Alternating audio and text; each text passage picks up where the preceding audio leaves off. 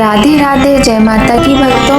आप सभी का स्वागत करती हूँ स्पिरिचुअल ज्ञान साधना में और आप सभी से अनुरोध करती हूँ कि स्पिरिचुअल ज्ञान साधना को सब्सक्राइब कर लीजिए और बेल आइकन को प्रेस कर दीजिए ताकि आपको नई नई वीडियोस का श्री शिवाय नमस्तुभ्यम। जय माता की। राधे राधे भक्तों, कैसे हैं आप सभी लोग। आशा करते हैं सभी लोग बहुत अच्छे होंगे। प्रिय भक्तों, आज श्रावण मास का बहुत ही पावन दिन है। आज श्रावण मास की शिवरात्रि है। तो सबसे पहले आप सभी को श्रावण मास की शिवरात्रि व्रत की हार्दिक शुभकामनाएं। प्रिय भक्तों, कुंवारी कन्याएं सावन शिवरात्रि का व्रत मन चाहे जीवन साथी के लिए करती हैं। वहीं विवाहित महिलाएं ये व्रत घर की सुख समृद्धि और अखंड सौभाग्य की कामना से करती हैं।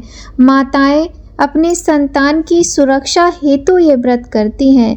इस व्रत से जहां महादेव की कृपा हमें मिलती है, वहीं माता पार्वती का आशीर्वाद भी हमें प्राप्त होता है। प्रत्येक व्यक्ति अपनी अपनी कामनाओं को पूर्ण करने के लिए यह व्रत करता है, चाहे वह विद्या से संबंधित कामना हो, चाहे वह अपने जीवन की तकलीफ़ों को दूर करने की कामना हो। भगवान भोलेनाथ बड़े ही दयालु हैं। वह अपने भक्तों की हर कामना को पूर्ण करते हैं। प्रिय भक्तों, धन संपदा रोग का नाश करने के लिए भी लोग शिवरात्रि पर व्रत करते हैं। आइए भक्तों, आज हम आपको सुनाते हैं सावन के महीने में आने वाली शिवरात्रि की बड़ी ही सुंदर कथा। सावन शिवरात्रि सावन महीने के कृष्ण पक्ष की चतुर्दशी तिथि को मनाई जाती है। एक तो सावन का महीना भगवान शिव को अति प्रिय होता है और उस पर से शिवरात्रि, इस दिन की महिमा कई गुना बढ़ जाती है। लेकिन इस दिन भक्त को स्नान करके पूजा करने के बाद सावन शिवरात्रि की कथा अवश्य सुननी चाहिए। तो आइए भक्तों, सुनते हैं बड़ी ही सुंदर पुण्यदायी ये कथा। बोलिए गणेश भगवान की जय, गौरी शंकर भगवान की जय, लक्ष्मी नारायण भगवान की जय। प्रिय भक्तों, बड़े ही श्रद्धा भाव से सुनिएगा यह कथा। कथा के अनुसार चित्रभानु नाम का एक शिकारी जंगल में जानवरों का शिकार करके अपना घर चलाता था।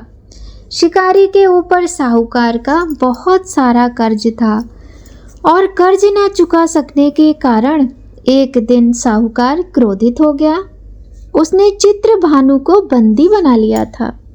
जिस दिन साहूकार ने उसे बंदी बनाया था वह शिवरात्रि का दिन था। बंदी रहते हुए शिकारी भगवान शिव से जुड़ी महिमा की बातें सुनता रहा। वहीं उसने शिवरात्रि व्रत की कथा भी सुनी। शिकारी का पूरा दिन ऐसे ही बीता। शाम को साहूकार ने चित्रभानु को कर्ज चुकाने के लिए एक दिन का समय दिया और छोड़ दिया। कर्ज चुकाने के लिए चित्रभानु ने पूरा दिन बिना खाए पिए जंगल में शिकार ढूंढते हुए बिता दिया। शिकारी ने मचान बनाते समय पेड़ की कुछ टहनियाँ तोड़ी और संयोग से बेलपत्र के कुछ पत्ते शिवलिंग पर जा गिरे। इस प्रकार शिकारी ने दिन भर भूखे प्यासे रहकर अनजाने में ही शिवरात्रि का व्रत कर लिया और शिवलिंग पर बेलपत्र भी चढ़ा दिए। रात्रि का एक प्रहर बीतने के बाद एक गर्भिणी मृगी तालाब के किनारे पानी पीने के लिए पहुंची। शिकारी ने उसे मारने के लिए अपना धनुष उठाया तो संयोग से फिर से उसके हाथ के धक्के से कुछ पत्ते और जल की बूंदें नीचे बने शिवलिंग पर जा गिरी और अनजाने में ही सही शिकारी की प्रथम पहर की पूजा संपन्न हो गई। मृगी शिकारी को देखकर बोली कि मैं गर्भ से हूँ और शीघ्र ही प्रसव करूँगी। मैं आपसे वादा करती हूँ कि बच्चे को जन्म देकर शीघ्र ही आ जाऊँगी, तब तुम मुझे मार देना। शिकारी ने उसे जाने दिया। थोड़ी देर बाद एक और मृगी वहां आई। शिकारी ने उसे देखकर धनुष पर बाण चढ़ा दिया। फिर से कुछ बेलपत्र उसके हाथ से नीचे शिवलिंग पर जा गिरे और इस तरह से उसकी दूसरे प्रहर की पूजा भी हो गई। इस मृगी ने भी विनम्रता पूर्वक शिकारी से निवेदन किया कि मैं थोड़ी देर पहले ऋतु से निवृत्त हुई हूँ, अपने प्रिय की तलाश कर रही हूँ। मैं वचन देती हूँ कि अपने पति से मिलकर शीघ्र ही वापस आ जाऊंगी, तब तुम मुझे मार देना। शिकारी ने उसे भी जाने दिया। अब रात्रि का आखिरी पहर बीतने को था। फिर एक और मृगी अपने बच्चों के साथ उधर से निकली। शिकारी ने उसे मारने के लिए तुरंत ही धनुष पर तीर चढ़ा दिया। ये देख मृगी बोली, मैं इन बच्चों को इनके पिता को सौंपकर वापस आऊंगी, तब तुम मुझे मार देना। और इस प्रकार शिकारी ने उसे भी जाने दिया। शिकार न कर पाने के कारण शिकारी परेशान हो गया और पेड़ पर बैठा हुआ वह बिल्व पत्र तोड़ तोड़ कर नीचे फेंकता जा रहा था। इस तरह से उसके हाथों से तीसरे प्रहर की पूजा भी स्वतः ही संपन्न हो गई। सुबह होने वाली थी कि तभी एक मृग उस रास्ते पर आया। अब शिकारी ने सोचा कि चाहे कुछ भी हो जाए, इस बार वो शिकार की बात नहीं सुनेगा। शिकारी को देखकर मृग ने कहा कि यदि तुमने मुझसे पहले आने वाली 3 मृगियों और उनके बच्चों को मार डाला है तो मुझे भी शीघ्र मार दो, क्योंकि मैं उन मृगियों का पति हूँ। यदि तुमने उन्हें जाने दिया है तो मुझे भी कुछ समय के लिए जीवन दान दे दो। मैं वादा करता हूँ कि उनसे मिलकर तुम्हारे पास उपस्थित हो जाऊंगा। अब शिकारी ने उसे भी जाने दिया, जाने अनजाने में ही सही, लेकिन शिकारी के द्वारा उपवास, रात्रि जागरण और शिवलिंग पर बेलपत्र चढ़ने से उसका हिंसक हृदय अब निर्मल हो गया था। थोड़ी देर में वह मृग अपनी पत्नियों के साथ शिकारी के सामने उपस्थित हो गया। जंगली पशुओं की ऐसी सामूहिक प्रेम भावना को देखकर शिकारी को अपने आप पर बड़ी ग्लानि महसूस हुई। उसकी आंखों से आंसू निकल पड़े। उसने मृग परिवार को जाने दिया और जीवन में कभी हिंसा न करने का निर्णय लिया। शिकारी के ऐसा करने से भगवान शिव उससे प्रसन्न हुए और उन्होंने उसे दर्शन देकर सुख समृद्धि का वरदान दिया। साथ में उसे गुह नाम प्रदान किया। मान्यता है कि ये वही गुह था जिसकी भगवान श्री राम से मित्रता हुई थी। प्रिय भक्तों, आज के अत्यंत सुंदर और पावन शुभ अवसर जो कि है आज श्रावण मास की चतुर्दशी तिथि, और यह तिथि अपने आप में अत्यंत पुण्यदायी, महत्वपूर्ण और विशेष है। आज श्रावण मास की शिवरात्रि की तिथि है। तो आज के दिन सुनिए एक बहुत ही सुंदर अद्भुत कथा। भगवान शिव श्री राम के विषय में पौराणिक कथा सुनाते हुए उस वृत्तांत को बता रहे हैं। जब श्री राम जी ने अपने हाथों से श्री रामेश्वर लिंग की स्थापना की थी, वहाँ शिव जी ने स्वयं प्रकट होकर श्री राम से बातचीत की थी। उस समय इस घटना को वह माता पार्वती को सुना रहे हैं। तो सुनिए भक्तों, सुनने से पहले एक बार जयकारा लगाइए। ओम नमो पार्वती पतये हर हर महादेव। हे देवी, उस समय बालू के लिंग में से प्रकट होकर मैंने राम से जो कुछ कहा था वह सब तुमको सुनाता हूँ, ध्यान देकर सुनो। मैंने कहा, हे राघवेंद्र, हे रघुश्रेष्ठ, तुम में एक प्राचीन इतिहास सुनाता हूँ। एक समय कौतुकवश मैं पुराने कपड़े पहन तथा ब्राह्मण का रूप धरकर आनंद से भिक्षा के लिए पृथ्वी पर विचर रहा था। इस प्रकार ऋषियों के आश्रम में घूमता हुआ मुझे देखकर सैकड़ों ऋषि पत्नियां मेरे रूप पर मोहित हो गईं। पतियों के रोकने पर भी वे नहीं रुकीं और मेरे पीछे घूमने लगी। तब वे सब मुनिवर मुझे ना पहचान कर बहुत चकराए और क्रुद्ध होकर उन्होंने मुझे बड़ा भयानक श्राप दे दिया। उन्होंने कहा, अरे अधम ब्राह्मण, लगता है तूने रति करने के लिए हमारी स्त्रियों को मोहित कर लिया है। इससे तेरे रति का साधन अर्थात लिंग हमारे कहने से कटकर जमीन पर गिर पड़े। हे राम, उनके शाप से द्विज वेशधारी मेरा लिंग कटकर तुरंत जमीन पर गिर पड़ा। बाद में मैं अंतर्ध्यान हो गया। मुझे ना देखकर वे द्विज स्त्रियां भी अपने अपने घर चली गईं। तदनंतर वह लिंग इस प्रकार बढ़ा कि आकाश तक व्याप्त हो गया। यह देखकर ब्रह्मा बहुत चकित हुए और उसका अंत देखने के लिए उद्यत हो गए। करोड़ों वर्षों तक पता लगाने पर भी ब्रह्मा को जब लिंग का अंत नहीं मिला तथा मेरे पास आकर डरते हुए उन्होंने कहा, हे शंभु, इससे तो अकाल में ही प्रलय होना चाहता है।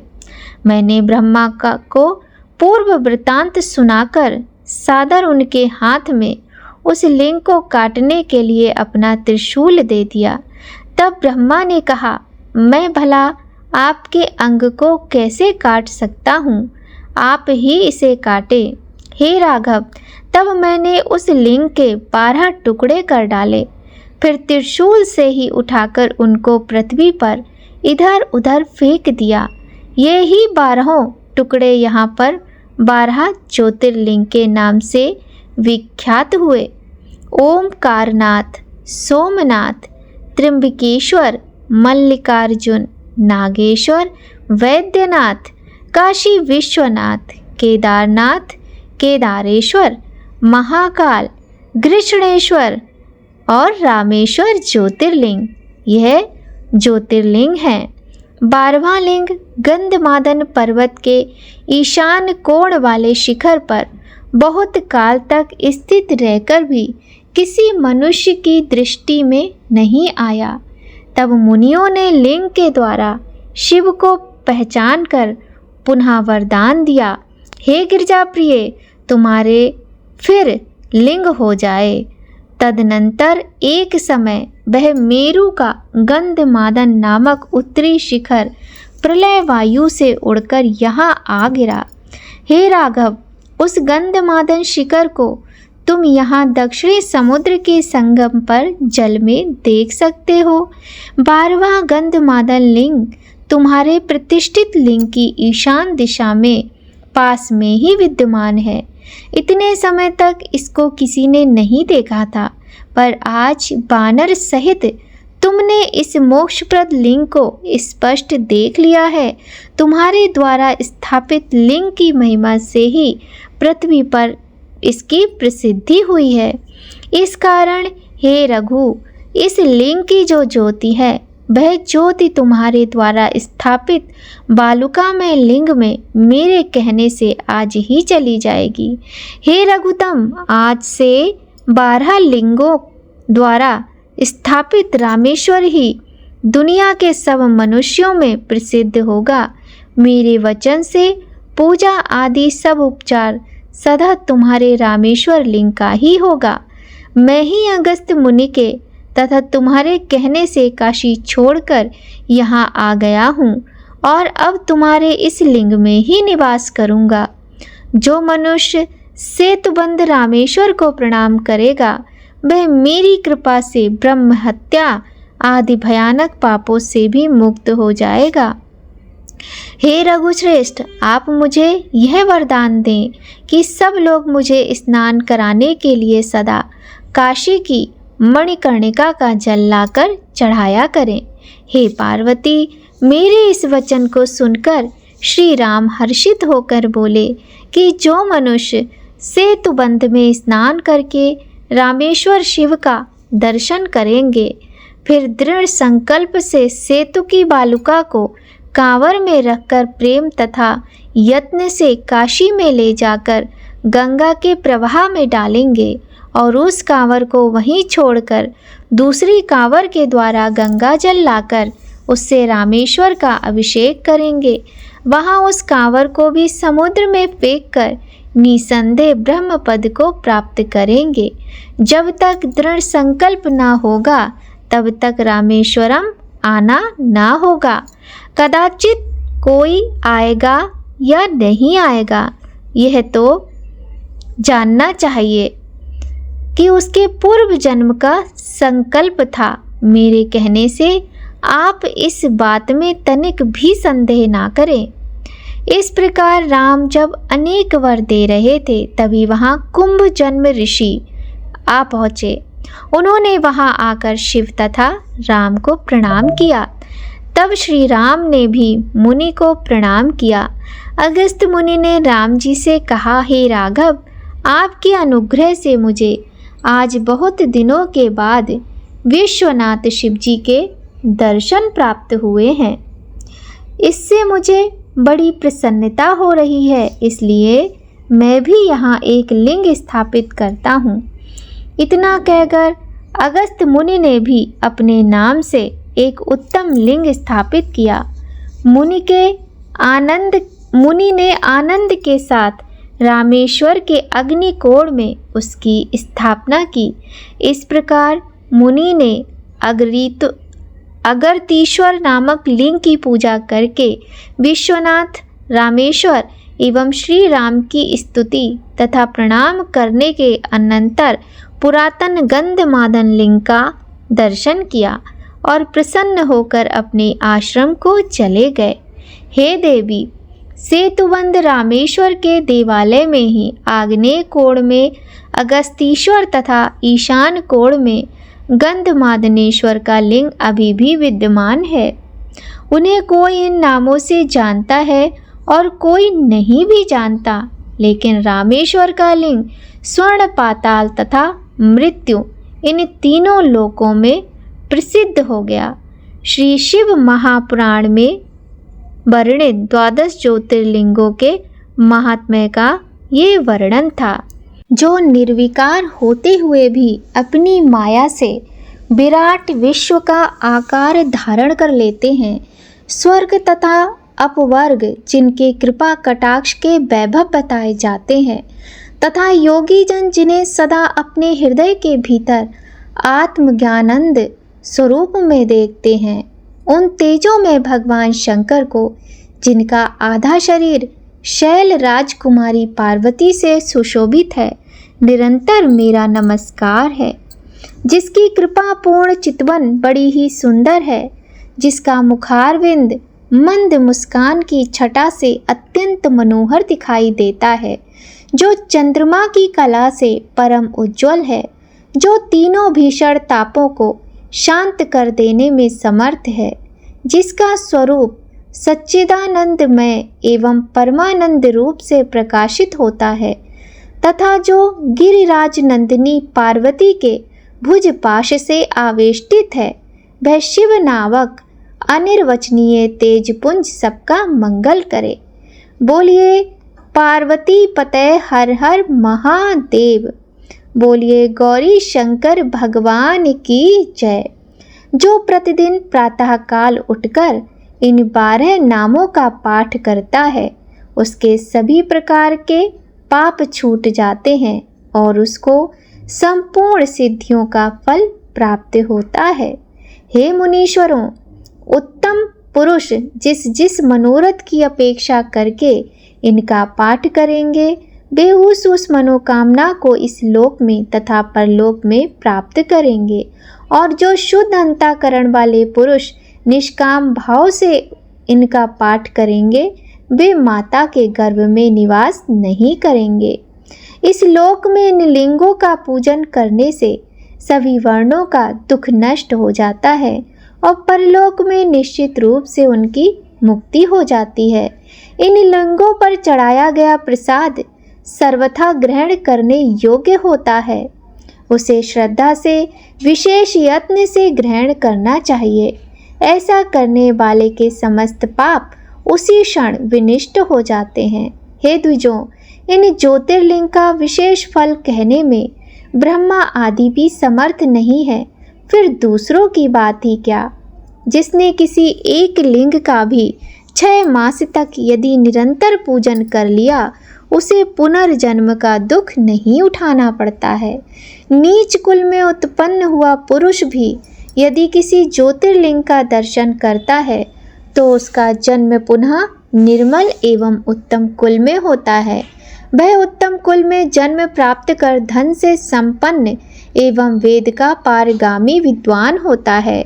उसके बाद शुभ कर्म करके वह स्थिर रहने वाली मुक्ति प्राप्त करता है। ज्योतिर्लिंग के दर्शन के प्रभाव से द्विज कुल में जन्म लेकर व्यक्ति मुक्त हो जाता है, इसलिए ज्योतिर्लिंग का दर्शन करना आवश्यक है। प्रिय भक्तों, 12 ज्योतिर्लिंग का एक मंत्र है। आप चाहें तो उस मंत्र का जाप प्रतिदिन कर सकते हैं। आइए भक्तों, बड़ी ही सुंदर इस कथा के बाद अब हम करते हैं भगवान शिव के अत्यंत सुंदर लिंगाष्टकम स्तोत्र का पाठ। ब्रह्म मुरारी सुरार्चित लिंगम निर्मल भासित शोभित लिंगम जन्मज दुख विनाशक लिंगम तत्प्रणमामि सदा शिवलिंगम देव मुनि प्रवरार्चित लिंगम कामदहन करुणाकर लिंगम रावण दर्प विनाशन लिंगम तत्प्रणमामि सदा शिवलिंगम सर्व सुगंध सुलेपित लिंगम बुद्धि विवर्धन कारण लिंगम सिद्ध सुरासुर वंदित लिंगम तत्प्रणमामि सदा शिवलिंगम कनक महामणि भूषित लिंगम फणिपति वेष्टित शोभित लिंगम दक्ष सुयज्ञ विनाशन लिंगम तत्प्रणमामि सदा शिवलिंगम कुमकुम चंदन लेपित लिंगम पंकजहार सुशोभित लिंगम संचित पाप विनाशन लिंगम तत्प्रणमामि सदा शिवलिंगम देवगणार्चित सेवित लिंगम भावैर्भक्तिभिरेव च लिंगम दिनकर कोटि प्रभाकर लिंगम तत्प्रणमामि सदा शिवलिंगम अष्टदलो परिवेष्टित लिंगम सर्वसमुद्भव कारण लिंगम अष्टदरिद्र विनाशन लिंगम तत्प्रणमामि सदा शिवलिंगम सुरगुरु सुरवर पूजित लिंगम सुरवन पुष्प सदार्चित लिंगम परम पदम परमात्मक लिंगम तत्प्रणमामि सदा